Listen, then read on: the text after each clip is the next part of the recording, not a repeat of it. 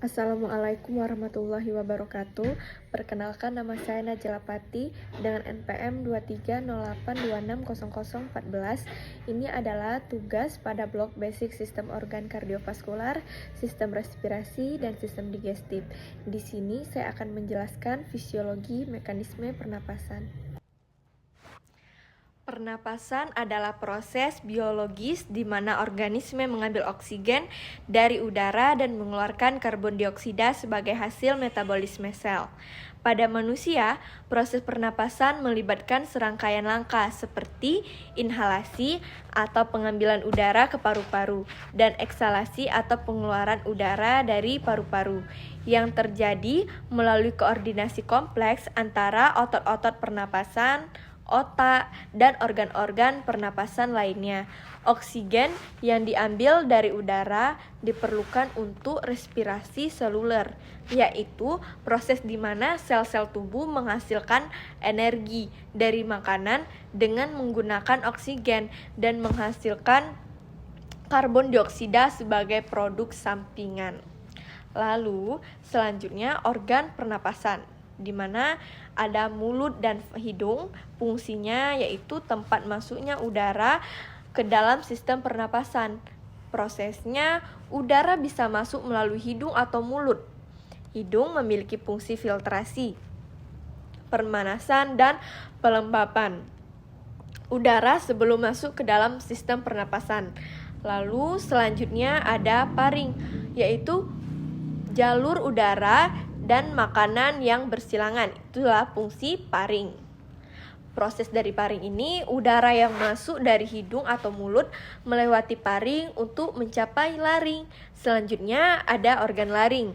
Fungsi dari organ laring ini yaitu mengatur aliran udara ke dalam trakea dan berfungsi sebagai saluran untuk suara. Proses dari laring ini mengandung pita suara yang bergetar saat udara melewati mereka untuk menghasilkan suara. Selanjutnya ada trakea. Fungsi dari trakea yaitu saluran udara utama yang mengarah ke paru-paru. Selanjutnya proses dari trakea ini, udara bergerak melalui trakea menuju paru-paru. Trakea dilapisi dengan rambut getar atau silia dan kelenjar mukus untuk membersihkan dan melindungi saluran udara. Selanjutnya ada organ bronkus dan bronkiolus. Fungsinya yaitu membawa udara dari trakea ke dalam paru-paru. Prosesnya, bronkus adalah cabang besar dari trakea yang masuk ke dalam paru-paru. Bronkus bercabang menjadi bronkiolus yang lebih kecil. Selanjutnya ada alveolus. Fungsinya tempat pertukaran gas antara udara dan darah.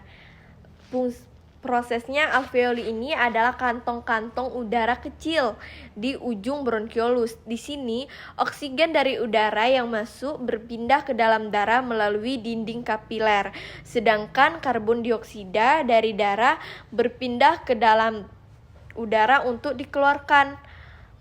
Selanjutnya adalah mekanisme pernapasan. Dia melibatkan dua proses utama. Yang pertama ada inspirasi atau masuknya udara ke dalam paru-paru dan ekspirasi pengeluaran udara dari paru-paru. Yang pertama ini inspirasi, otot-otot pernapasan berkontraksi, itu yang pertama. Diafragma ini otot kubah yang terletak di bawah paru-paru. Saat berkontraksi, diafragma akan melebar dan menurunkan tekanan di dalam rongga dada. Lalu otot-otot internal eksternal terletak di antara tulang rusuk. Kontraksi otot ini dia mengangkat dan melebarkan tulang rusuk, juga membantu memperluas rongga dada. Yang kedua ada peningkatan volume rongga dada, di mana kontraksi diafragma dan otot-otot internal interkostal eksternal menyebabkan rongga dada ini membesar. Pada peningkatan volume rongga dada, mengurangi tekanan udara di dalam paru-paru, membuat udara dari luar masuk ke dalam paru-paru melalui saluran pernapasan yang telah terbuka. Lalu ada ekspirasi. Yang pertama, ekspirasi dari relaksasi otot-otot pernapasan, di mana diafragma dan otot-otot interkostal eksternal ini relaksasi. Relaksasi otot-otot ini menyebabkan rongga dada menyusut kembali ke ukuran semula. Selanjutnya yang kedua, itu ada penurunan volume rongga dada, di mana menurunnya volume rongga dada meningkatkan tekanan udara di dalam paru-paru. Tekanan udara yang lebih tinggi di dalam paru-paru mendorong udara keluar melalui saluran pernapasan. Yang ketiga adalah peran otot pernapasan, di mana diafragma adalah otot utama yang terlibat dalam pernapasan. Kontraksi diafragma memainkan peran penting dalam menarik udara ke dalam paru-paru selama inspirasi. Selanjutnya adalah otot-otot interkostal eksternal, membantu memperluas dinding dada saat inspirasi dan menarik tulang rusuk ke atas. Lalu dia meningkatkan volume rongga dada. Lalu regulasi dan kontrol pernapasan. Dia melibatkan berbagai sistem dalam tubuh manusia yang bekerja sama untuk memastikan kecukupan pasokan oksigen dan pengeluaran karbon dioksida. Sistem saraf. Lalu yang pertama adalah sistem saraf otonom. Bagian dari sistem saraf yang mengatur fungsi-fungsi tubuh yang tidak disadari, termasuk pernapasan. Pusat pernapasan di batang otak menerima input dari chemoreseptor yang mendeteksi kadar O2, CO2, dan pH dalam darah. Lalu ada pusat respirasi, dia terletak di batang otak yang mengatur inspirasi, dan pusat ekspirasi yang mengatur ekspirasi. Lalu selanjutnya ada refleks pernapasan, respon refleks yang otomatis terhadap perubahan kadar O2, CO2, atau pH dalam darah atau otak. Yang selanjutnya ada sistem saraf somatik. Dia mengontrol otot-otot pernapasan secara langsung seperti diafragma dan otot-otot interkostal. Yang selanjutnya adalah sistem hormonal. Yang pertama ada hormon adrenalin, diproduksi oleh kelenjar adrenal sebagai respon terhadap stres atau kebutuhan mendesak akan oksigen. Adrenalin dapat meningkatkan frekuensi dan kedalaman pernapasan regulasi kimia. Kadar oksigen, karbon dioksida, dan pH dalam darah atau chemoreseptor. Chemoreseptor ini di aorta dan arteri karotis. Dia mendeteksi perubahan dalam kadar O2, CO2, dan pH darah.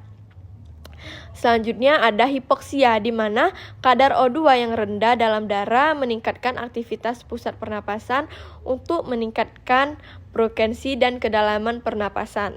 Selanjutnya ada hiperkapnia, di mana kadar CO2 yang tinggi dalam darah juga merangsang pusat pernapasan untuk meningkatkan pernapasan dan mengeluarkan lebih banyak CO2 dari tubuh.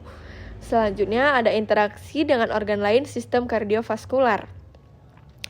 Yang pertama ini ada transportasi oksigen, di mana paru-paru memasuk oksigen ke dalam darah melalui alveoli. Darah kemudian membawa O2 ini ke seluruh tubuh melalui sistem peredaran darah untuk digunakan dalam proses respirasi seluler. Transportasi karbon dioksida, dia darah mengambil karbon dioksida dari sel-sel tubuh dan mengembalikannya ke paru-paru untuk diekskresikan dari tubuh melalui proses pernapasan. Lalu sistem saraf, regulasi pernapasan ini, pusat pernapasan di batang otak mengatur frekuensi dan kedalaman pernapasan berdasarkan sinyal-sinyal kimia seperti kadar O2 dan CO2 dalam darah serta pH darah.